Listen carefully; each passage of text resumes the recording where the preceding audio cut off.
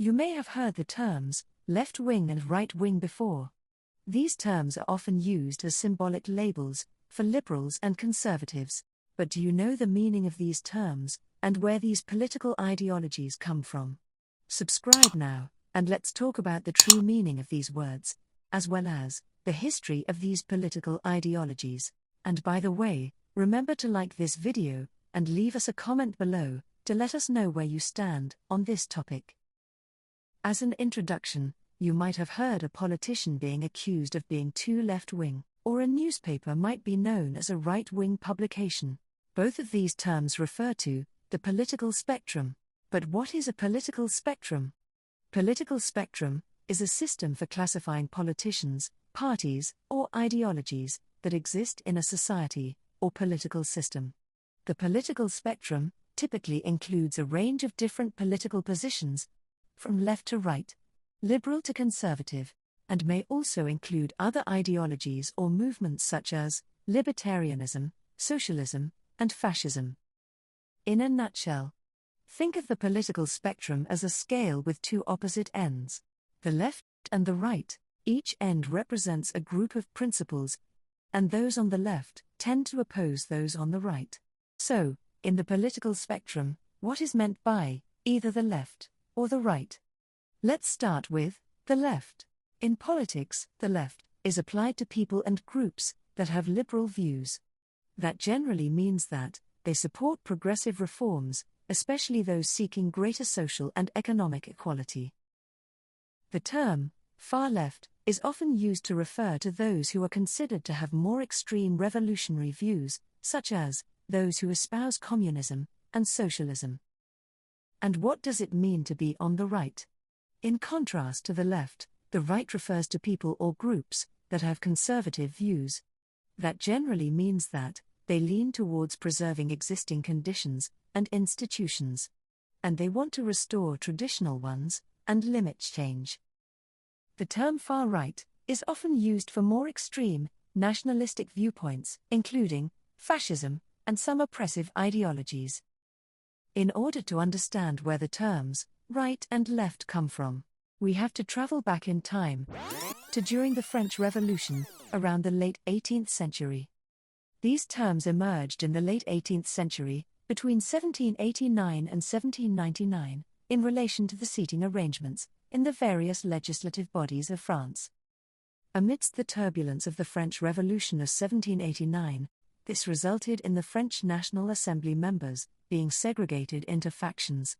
Relative to the Speaker, who was the chair of the Assembly, there would be the one side, which comprised of those members aligned with the king and the monarchy, and the other side, being members who support the revolutionary cause. The members on the right side were also considered more noble and included high-ranking religious leaders, while the left comprised of commoners and those considered as less powerful clergies. The right side also became associated with more reactionary views, while the left side with more radical views. Next up, let's delve into some of the key distinctions between left and right-wing ideologies in the context of modern politics. In the modern context, the left wing believes in more progressive policies and usually advocate for the following: more governmental intervention, income equality, increased taxes for the rich, social justice, universal healthcare, education accessibility, environmental justice, increased labor rights, gender equality, support for same-sex marriage, immigration empathy, international diplomacy, separation between religion and the government, and opposition to the death penalty. The right wing is on the conservative end of the political spectrum. It believes in, and often advocates for the following: limited governmental intervention, deregulation, free market capitalism, stricter immigration laws, low taxation, strong military and defense, tougher law enforcement, as well as traditional over modern values. They are also mostly against abortion. They have climate skepticism and oppose universal healthcare and free education. If there are people on the left side and some on the right side, What does it mean to be in the center? During the 1789 French National Assembly, the seating positions closer to the center became associated with moderate positions, which is what the word center now conveys in the context of modern politics. Political independents often fall at the center of the political spectrum.